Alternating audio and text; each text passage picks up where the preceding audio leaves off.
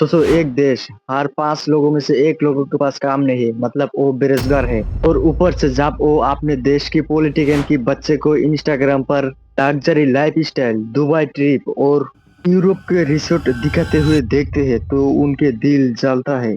फिर सरकार ने वो एक चीज भी छीन लिया जो उसका पास थे, वो है सोशल मीडिया। बस वही था आखिरी बंद जो नेपाल की सबर की गिलास को तोड़ दिया। और फिर काठमांडू की सड़कें आग से जल गई। पार्लियामेंट, सुप्रीम कोर्ट और एक प्राइम मिनिस्टर का कुर्सी तक खत्म हो गया। नेपाल की सोशल मीडिया पर एक नया शब्द ट्रेंड करने लगा, नेपोकाइंड। ये उन पॉलिटिशियन की बच्चे के लिए यूज होने लगा जो अपनी राइस लाइफ स्टाइल को शो ऑफ करते थे। Branded car, luxury life style, ये ओपनली इंस्टाग्राम पर पोस्ट किया जाता था। और दूसरी तरफ आम नेपाली आदमी अपनी जिंदगी चलाने के लिए दूसरा कंट्री में जाके मजदूरी करने लगा। सोचो एक तरफ पॉलिटिशियन की बच्चे बिजनेस क्लास में ट्रेवल कर रहा है और दूसरी तरफ उनके उम्र के बच्चे मिडिल ईस्ट की डिजर्ट में काम कर रहा है, मजदूरी कर रहा है।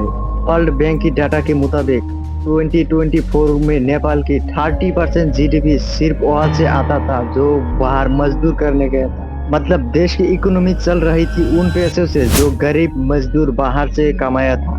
नेपाल की यूथ की हालत और भी खराब हो रही थी 2024 में। 20 से 26 साल एज ग्रुप का अनएम्प्लॉयमेंट रेट था 20.8%।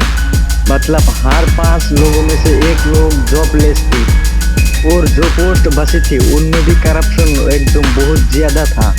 अब सोचिए एक ग्रेजुएट स्टूडेंट 4 से 5 साल पढ़ाई करके निकलता है पर उसे नौकरी तभी मिलता है जब उसके पास रिकमेंडेशन हो।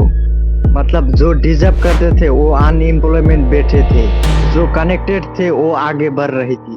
ये सिर्फ एक इकोनॉमिक प्रॉब्लम नहीं था, ये एक साइकोलॉजी टाइम बम था। और जब यूथ की उम्मीदें टूट जाती है तो वो सरकार के खिलाफ खड़ी हो जाती है। इसी बैकग्राउंड में सितंबर की पहले वीक में एक शॉकिंग चीज हुई। नेपाल की गवर्नमेंट्स ने फेसबुक, इंस्टाग्राम, व्हाट्सएप और ट्विटर जैसा बड़े बड़े प्लेटफॉर्म को बैन कर दिया था। और रीजन दिया गया था मिस इन्फॉर्मेशन और पीस मेंटेनेंस करना। लेकिन यूथ के लिए ये एक अटैक था उनकी आवाज पर। उनके लिए सोशल मीडिया सिर्फ एक इंटरटेनमेंट नहीं है, उनकी एक लाइफलाइन है। उनकी फैमिली हो या उनकी दोस्त जो बाहर था उनसे बात करने का ये एक माध्यम था। और वो एक ऐसी जगह थी जहां वो अपना दुख, अपना सपना, अपना गुस्सा सब शेयर करते थी। एक प्रोटेस्टर ने सीएनएन को कहा, ये सोशल मीडिया बैन था जो लास्ट थ्रो हैबिट हुआ। और बस वही से शुरू हुआ नेपाल की सबसे बड़ी यूथ मूवमेंट। 9 सितंबर की सुबह काठमांडू की माइटीगर मंडला पर हजारों स्टूडेंट इकट्ठा हुआ। कई स्टूडेंट स्कूल यूनिफॉर्म में थे, हाथ में नेपाल का झंडा और दिल में बस एक डिमांड, अकाउंटेबिलिटी। उनका गुस्सा शांति से शुरू हुआ था लेकिन जब पुलिस ने रोका तब हालत बिगड़ गया। सिर्फ मंडे को ही 19 प्रोटेस्टर मारा गया। अगली 2 रातों में डेथ रोल 30 तक पहुंच गया। और फिर सब कुछ आउट ऑफ कंट्रोल हो गया। यूथ ने पार्लियामेंट से लेकर सुप्रीम कोर्ट तक आग लगा दिया। सिंह दरबार जहां नेपाल गवर्नमेंट के सारे मिनिस्टर होते थे उसे भी जला दिया। ये सब देखकर नेपाल की पॉलिटिकल सिस्टम एकदम से हिल गया। सबसे पहले होम मिनिस्टर ने रिजाइन किया, उसके बाद कई बड़े बड़े नेता ने अपनी कुर्सी अपना आप छोड़ दिया। और फाइनली एक लेटर सोशल मीडिया पर वायरल हुआ। Prime minister KP Sharma Oli ने अपनी पोस्ट से रिजाइन कर दिया।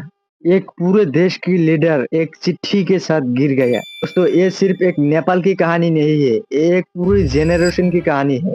एक जेनरेशन जो अपनी आवाज के लिए लड़ रहा है, एक जेनरेशन जो नेपोटिज्म और करप्शन के खिलाफ खड़ा है, और एक जेनरेशन जो कह रहा है इथोट इज इथोट। नेपाल के लिए अभी भी वही सवाल है, व्हाट कम नेक्स्ट। क्या ये रिवॉल्यूशन एक नया नेपाल का जन्म देगा या फिर हिस्ट्री दोबारा अपने आप को दोहराएगी।